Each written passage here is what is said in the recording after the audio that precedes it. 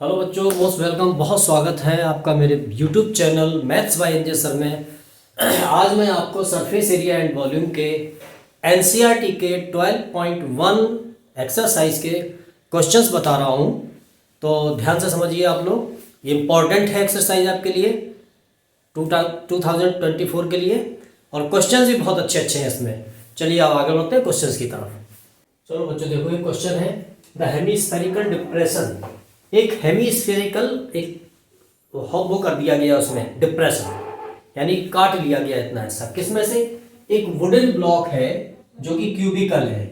Cubical wooden block ऐसा होता है, देखो बच्चों इस तरह का होगा, ऐसा होगा वुडन ब्लॉक, इस तरह से देखना। ये वुडन ब्लॉक है, इसमें से एक हेमिस्फेरिकल डिप्रेशन कट कर दिया गया है। ये देखो, ये इस तरह से, ये तो वुडन ब्लॉक हो गया। अब इसमें से अगर एक हेमिस्फेरिकल डिप्रेशन कट करेंगे तो वो कैसा हो जाएगा? देखो इस तरह से आएगा। ये तो एक ऊपर हॉलो हो गया, ठीक है ना। अब इसमें जब निकालेंगे इसको स्कूप करके तो ये इस तरह से निकल आएगा, ऐसा, ठीक है ना। थोड़ा सा बनाने में ऐसा निकल आएगा, दिख रहा है। ये हिस्सा सॉलिड बच गया, और ये जो हेमिस्फेरिकल डिप्रेशन है ये नीचे छेद हो गया इसमें इतना। जैसे ध्यान करो कि आइसक्रीम खाते हैं तो वो स्कूप करके निकाल लेता है हेमिस्फेरिकल, इस तरह का रहता है ना, बाउल जैसा। तो ये इसका डिप्रेशन हो गया, इतना खाली हो गया। ये पूरा सॉलिड था, इसमें ये हेमिस्फेरिकल निकाल दिया गया। अब देखो इसकी जो ये एज थी ये एल है, तो इसका डायमीटर भी एल हो गया बच्चों। तो इसकी रेडियस कितनी हो गई? ये इसकी रेडियस है, और ये रेडियस हो गई L/2। इस हेमिस्फीयर की जो रेडियस है वो L/2 हो गई। अब कह रहा है कि ये जो रिमेनिंग सॉलिड बचा, इतना स्कूप करके निकाल दिया हेमिस्फीयर, अब जो सॉलिड बचा उसका टोटल सरफेस एरिया आपको बताना है। तो देखो अब आप क्या करेंगे, therefore total surface area of remaining solid कैसे निकालेंगे? देखो पहले तो सबसे पहले क्या करो, पूरे का, अभी ये भूल जाओ कि इसमें अभी कुछ है। आप टोटल इस क्यूब का टोटल सरफेस एरिया क्या हो जाएगा? 6a², ठीक है ना। ये पूरा टोटल सरफेस एरिया। अब देखो ये सर्कुलर, इसमें एक रिंग, ये छेद हो गया इतना, तो ये हिस्सा गायब हो गया। ये वाला एरिया जो है सर्कुलर एरिया, ये गायब हो गया। तो -πr²। अब अंदर चलो, अंदर जो गड्ढा है इसका हेमिस्फेरिकल, उसका कर्व सरफेस एरिया कितना हो जाएगा? जो दिख रहा है आपको वो क्या हो जाएगा? 2πr² plus 2πr²। ये आपको दिख रहा है। तो अब जितना भी दिख रहा है वो टोटल सरफेस एरिया हो गया। क्या क्या दिख रहा है आपको? इसके 4 भाग इसके दिख रहे हैं, एरिया ऑफ 4 वॉल। नीचे की बॉटम दिखाई दे रही है आपको, तो a² हो गया, तो 5a² ये हो गया। ये 6a² इसको मिलाकर के हो गया। इसमें से ये πr² गायब हो गया। तो देखो 6a² माइनस πr² गायब हो गया। अब अंदर जो इसमें होलो भाग इसका दिख रहा है वो 2πr² है। अब इसको कैलकुलेट करो, तो कैलकुलेट करेंगे, ये हो जाएगा 6a² माइनस, a इसकी साइड है, अभी रखेंगे, ठीक है ना, since a is equal to l है। और ये देखो -πr² प्लस 2πr², तो प्लस πr² हो गया। पहले पाई के टर्म में इसको निकाल लेते हैं, फिर बाद में वैल्यू रखेंगे। तो देखो 6a की वैल्यू रखो तो ये l² प्लस पाई, और r कितना है देखो यहाँ पे, एंड r हो जाएगा L/2। ये बता दिया था मैंने पहले, पाई, और ये हो जाएगा L/2 to the whole square. ये हो गया बच्चों 6l², और प्लस ये हो जाएगा πl²/4, ठीक है ना। इसमें से l² कॉमन ले लेंगे तो ये हो जाएगा 6 प्लस π/4। अब इसको और सॉल्व करेंगे तो ये हो जाएगा l², और ये एलसीएम ले लेंगे तो ये हो जाएगा 4 यहाँ पर, और ये हो जाएगा 24 प्लस पाई, ठीक है ना, सेंटीमीटर स्क्वायर। ये तो हो गया इन टर्म्स ऑफ पाई। अब अगर आपको पाई की वैल्यू रखना है तो पाई की वैल्यू भी रख सकते हो, उससे भी निकाल सकते हैं आप, ठीक है ना। पाई की वैल्यू यहाँ रख दो 22/7, उससे भी कैलकुलेट करके निकाल सकते हैं। ये आपका आंसर हो गया, ठीक। एक तो ये हो गया, ठीक है ना। अब अगले क्वेश्चन की तरफ चलते हैं। क्वेश्चन है ये एनसीईआरटी का है, क्वेश्चन नंबर 6 है, एक्सरसाइज 12.1 एनसीईआरटी, ठीक है ना। अब इसको मैं लिख नहीं रहा हूं यहाँ पर, टाइम ज़्यादा लगता है उसमें, इसलिए ये फिगर बना दिया, आप लोग क्वेश्चन इसमें देखना है। अब देखो ये कैप्सूल है, ये कैप्सूल इस तरह का है, कैप्सूल जैसे जानते हैं हम लोग, इसमें ये दो हेमीस्फेरिकल एंड है इसमें, और ये सिलिंड्रिकल पोर्शन है इसका, समझ में आया ना बात। ये बीच वाला पोर्शन जो है वो सिलिंड्रिकल है और ये दोनों हेमीस्फेरिकल है। इसका डायमीटर कितना है 5 mm, तो ये 5 mm है, तो ये 5/2 हो जाएगा क्योंकि रेडियस है इसकी। रेडियस कितनी हो जाएगी इसकी 5/2 mm। अब देखो 5/2 यहां भी है और 5/2 यहां भी है, यहां भी 5/2 है, ये भी 5/2, ये भी 5/2, टोटल ये 14 है। तो h, ये जो h है ये 5/2 ये निकल गई, 5/2 ये निकल गई, तो ये h जो है वो 14 में से दो रेडियस इसकी निकल जाएगी, 5/2 ये, ठीक है ना। तो ये हो गया 14 माइनस ये हो गया 5 और ये हो जाएगा 9 mm, क्या हो जाएगा 9 mm है ये, ठीक है ना, 9 mm। तो ये इसकी हाइट ऑफ सिलेंडर जो है वो 9 mm आ गई, यहां से लेकर के यहां तक। अब आपके पास सारी चीजें हैं, हाइट आ गई 9 mm, क्यों आ गई, क्योंकि 5/2 यहां से ये निकल गई, 5/2 यहां से ये निकल गई, तो दो 5/2 निकल गई, तो यानी कि 5 निकल गया टोटल 14 में से। तो 14 में से 5 सब्ट्रैक्ट करेंगे तो 9 आ जाएगा। तो ये हाइट ऑफ सिलेंडर ये कितनी आ गई 9 सेंटीमीटर। हाइट है सिलेंडर की, रेडियस सारी बराबर होंगी, जो रेडियस ये है ये भी रेडियस इसी की बराबर है, ये भी 5/2, यानी सिलेंडर की रेडियस और हेमिस्फेरिकल एंड की रेडियस इक्वल होंगी, ठीक है ना, क्योंकि वो उसी के बराबर है। अब इसका टोटल सरफेस एरिया निकालना है, तो देखो total surface area of solid, ठीक है ना, ये निकालो। तो देखो 2πr² तो ये हो गया, प्लस 2πr² इसका हो गया कर्व सरफेस एरिया, क्योंकि यही दिख रहा है आपको, और 2πrh इसका सिलेंडर का आपका कर्व सरफेस एरिया हो गया 2πrh। तो पहले इसी को सॉल्व करेंगे, ये हो गया 4πr² और प्लस 2πr इंटू एच। बच्चों ये बात समझ में आ गई ना, सिंपल है। अब इसको देखो पहले इसी को सॉल्व करते हैं, फॉर्मूले को लिख करके पहले पूरे क्वेश्चन का उसको ही सॉल्व करते हैं, तो आपको वैल्यू रखने पर कैलकुलेशन कम करना पड़ेगा। तो देखो यहां से क्या चीज कॉमन है, यहां से आपके पास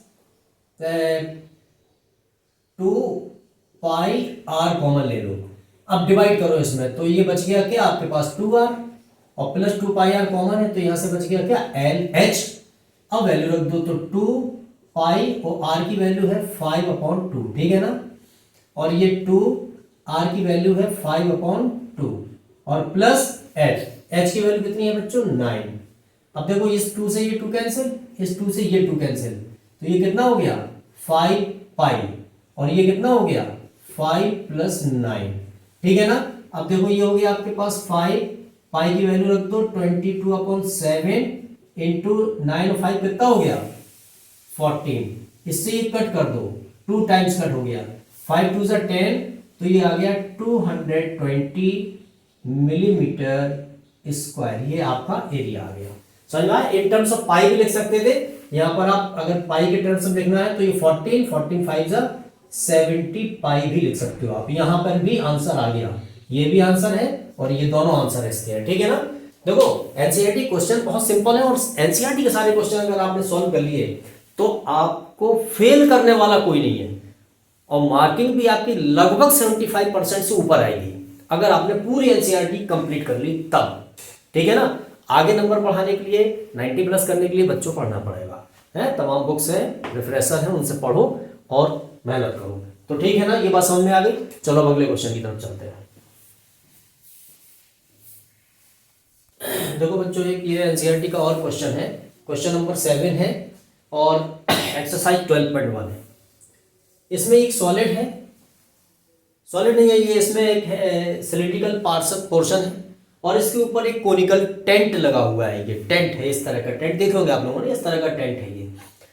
अब इसमें देखो, इसमें ये L इसकी गिवन है, ये है बच्चों 2.8 मीटर, ये 2.8 मीटर है इसकी L, ठीक है ना। अब इसकी H और है, H इसकी है हाइट जो है इसकी टेंट की इसका हाइट एंड डायमीटर। हाइट इसकी सिलिंड्रिकल पोर्शन की ये वाली है, ये है आपकी h और ये आपकी 2.1 मीटर, और इसका डायमीटर है आपका 4, डायमीटर है इसका 4 मीटर, तो रेडियस इसकी हो जाएगी 2 मीटर। ये बात आपको समझ में आ रही होगी, ठीक है ना। चलिए अब इसमें आगे क्या करना है, इसमें निकालना है ये जो टेंट बना हुआ है जिस कपड़े का, कैनवास बोलते हैं उसको, उसका एरिया निकालना है। तो देखो ये भी कपड़े का बना, ये भी कपड़े का बना, तो इसका कपड़े का बना हुआ जो एरिया होगा वो कर्व सरफेस एरिया ऑफ कोन होगा, और इस नीचे नहीं बना है कुछ भी, नीचे खाली ये टेंट लगा दिया गया है, और ये इसका कट सरफेस एरिया होगा। Cut surface area of cylinder और cut surface area of cone is equal to the total surface area of canvas. तो देखो सॉल्यूशन में बोलेंगे अब total surface area of canvas is equal to curve surface area of cone plus curve surface area of cylinder, ठीक है ना। Curve surface area of cone होता है बच्चों पाई आर एल, और curve surface area of cylinder होता है 2 पाई R H, ठीक है ना। अब इसमें से आपको क्या ले लेना, पाई आर कॉमन ले लेना है, पाई आर कॉमन ले लो तो क्या बच गया, एल प्लस 2h बच गया। वैल्यू रख दो, पाई की वैल्यू रखो, पाई ही रखा रहने दो अभी, आर की वैल्यू है 2, इस एल की वैल्यू है 2.8 प्लस 2h की वैल्यू है 2.1 मीटर स्क्वायर हो गया ये। अभी हो गया 2 पाई, और अंदर इसको ऐड कर दो, पहले मल्टीप्लाई करो 2.8 और 2.1 का 2 में मल्टीप्लाई करेंगे तो 4.2 हो जाएगा बच्चों। ये हो गया 2 पाई, और ये ब्रैकेट में इन दोनों को ऐड कर दो तो 7.0 हो गया, मल्टीप्लाई कर दो तो 7 2 14 पाई मीटर स्क्वायर हो गया। पाई की वैल्यू रखो यहाँ पे, तो ये हो गया कितना 14, पाई की वैल्यू रखो 22/7, 7 से ये कट दो 2, तो ये हो गया 44 मीटर स्क्वायर। ये तो आ गया टोटल कैनवस कितना कपड़ा इसमें लगना है आपको, ठीक है ना। अब वो कह रहा है कि कॉस्ट और निकालना है, रेट, तो इसमें कॉस्ट निकालना है, जो कॉस्ट आपकी दी है कॉस्ट निकालना है आपको, और रेट दिया है आपको इसमें 500 पर मीटर स्क्वायर के रेट से आपको लग रहा है। रेट इसका है 500 पर मीटर के स्क्वायर के रेट से आपको ये कपड़ा बताना है कितना लगा। आपका इतना है 44 मीटर स्क्वायर आपका एरिया आ गया, और 500 के रेट के हिसाब से इसका कॉस्ट निकाल लो। देयरफॉर कॉस्ट ऑफ कैनवास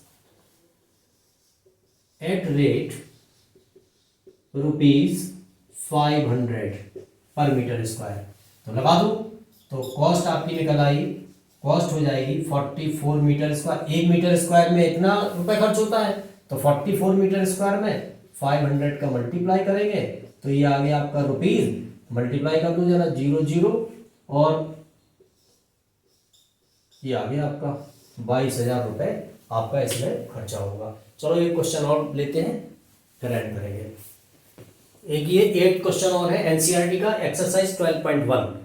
इसमें क्या है, एक ये आपका सिलेंडर है, इस सिलेंडर में से ये कोन स्कूप करके निकाल दिया गया है, ठीक है ना, और इसकी हाइट है 2.4 सेंटीमीटर और रेडियस है इसकी 0.7 सेंटीमीटर, ठीक।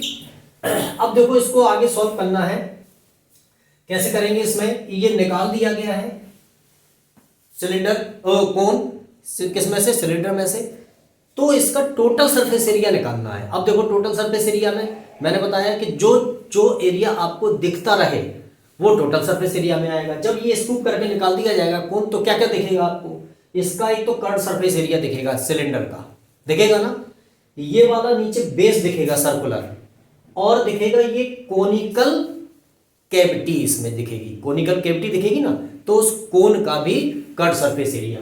तो कोन का कर्व सरफेस एरिया निकालने के लिए हमको एल की जरूरत पड़ती है, तो first of all you will find the L.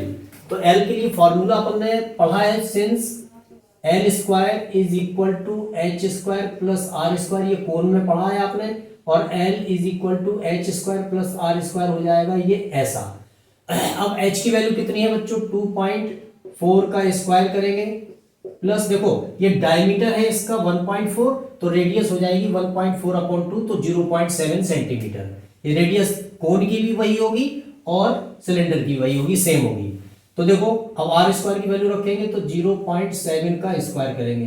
अब आप लोग फटाफट अपने उसमें स्क्वायर करो, मैं यहाँ लिख दे रहा हूँ। इसका स्क्वायर करेंगे तो आ जाएगा बच्चों 5.76, और इसका स्क्वायर करेंगे तो आ जाएगा 4.9, ठीक है ना। इसका आ जाएगा आपका अरे क्यों आ जाएगा 0.49, 0.49 आ जाएगा, ठीक है ना। और इसको जब इसमें ऐड कर देंगे तो ये आ जाएगा 6.25, और इसका जब स्क्वायर रूट लेंगे तो वो आ जाएगा 2.5, तो ये एल आ गई आपकी 2.5 सेंटीमीटर, ठीक। अब आ जाते हैं, तो अब आप निकालेंगे total surface area of remaining solid. क्या क्या है आपका बच गया आपके पास, देखो एक तो 2 पाई आर एच आपको दिख रहा है, curve surface area of cylinder, ठीक है ना, ये दिख रहा है curve surface area of cylinder जो रखा है सामने, ये प्लस क्या दिख रहा है आपको, ये सर्कुलर एरिया, ये नीचे वाला ये भी बकाया रह गया, बाकी रह गया, प्लस ये जो कोनिकल केविटी हो गई ये भी दिख रही है आपको, तो ये हो जाएगा पाई आर एल, ये आपको दिख रहा है, ठीक है ना, पाई आर एल भी आपको दिख रहा है। तो जितनी चीजें दिख रही है वो टोटल सरफेस एरिया में ऐड हो जाएंगी। क्या क्या दिख रहा है आपको, देखो ये तो निकल जाएगा ऊपर वाला होल रिंग, केविटी दिख रही पाई आर एल, ये रखा है, curve surface area of cylinder दिख रहा है ये वाला, ये रखा है, प्लस नीचे का ये सर्कुलर रिंग का एरिया दिख रहा है पाई आर स्क्वायर, ये रखा। अब इसको आप आगे सॉल्व कर लो। सबसे पहले क्या चीज कॉमन ले सकते हो, उसमें से पाई आर कॉमन ले सकते हो, तो ये बच गया 2h, पाई आर कॉमन आ गया तो r बचा, यहाँ से पाई आर यहाँ से कॉमन आ गया तो l बचा। यहाँ वैल्यू रखेंगे, अब आप रखो है वैल्यू, तो देखो r l h की सब वैल्यू दी है यहाँ पे। पाई की वैल्यू आप पाई रख दो या रख दो वैल्यू सीधा, और r की वैल्यू कितनी आई आपकी 0.7, तो 0.7 नियरेस्ट उसमें निकालना है टेंथ्स में ये आंसर। तो चलो 2 h की वैल्यू कितनी है आपके पास 2.4, प्लस r की वैल्यू कितनी है 0.7, प्लस l की वैल्यू कितनी है 2.5। देखो इसको आप जब तक कैलकुलेट करो, मैं यहाँ कर दे रहा हूँ, इसको लिखेंगे 22/7 और इस पॉइंट को हटा देंगे। देखो कुछ बच्चे ऐसे करके हटा देते हैं, ये नहीं करना है। क्या करते हैं, कुछ मैंने देखा है 0.7 है तो इसको ऐसे करके और यहाँ पे लिख देते हैं 10। ये कोई कैलकुलेशन नहीं है ना, ये मेथड है। अगर बोर्ड में करके आओगे तो ये रॉन्ग माना जाएगा, मार्क्स कट जाएंगे आपके सारे, ठीक है ना। तो जब भी पॉइंट का ये पॉइंट रिमूव करना है तो आप अगले स्टेप में इसको हटा दो, इसके स्थान पे ऐसा 10 लिख दो, ये करना है, ये प्रोसेस होता है, ठीक है ना। और ये हो गया 24 2 4.8 प्लस 0.7 और प्लस 2.5। अब इसको आप ऐड करो, देखो जल्दबाजी में कुछ भी नहीं करना है बच्चों, है ना। 4.8 ये 8 आ गया। अब देखो यहां से 7 और 7 कैंसिल आउट, तो ये आपको 22/10 हो गया। बोर्ड में जाकर के आपको क्या करते हैं, मैंने देखा है जब कट करना हो कहीं, जैसे मान लो ऐसा लिखा है 7/14, तो बच्चे ऐसे ऐसे कट कर देते, हमेशा ऐसा तिरछा कट करना है, ऐसा वाला, ठीक है ना। बोर्ड में तो अलग दिखाई देगा, ये कैंसिल किया गया है। ये 22/10 और इसका ऐड किया आपने, ये कितना आया 8.0। अब देखो इसको, इसका ऐसे मल्टीप्लाई कर दो तो ये 176/10, 10 से डिवाइड करो तो ये 17.6 आ जाएगा, और नियरेस्ट इसको अप्रोक्सीमेट 18 सेंटीमीटर स्क्वायर आप लिख सकते हैं। ये total surface area of remaining solid आपका आ गया। क्वेश्चन नंबर 8 था एनसीईआरटी का 12.1 एक्सरसाइज, ठीक है ना। चलो नेक्स्ट वीडियो में मिलते हैं, तब तक के लिए मेहनत करिए, पढ़ते रहिए। एक भी समय एक भी पल आपको बर्बाद नहीं करना है। बोर्ड एग्जाम बिल्कुल सर पे आ गए आपके, ठीक है ना। चलो शेयर भी करते रहिए और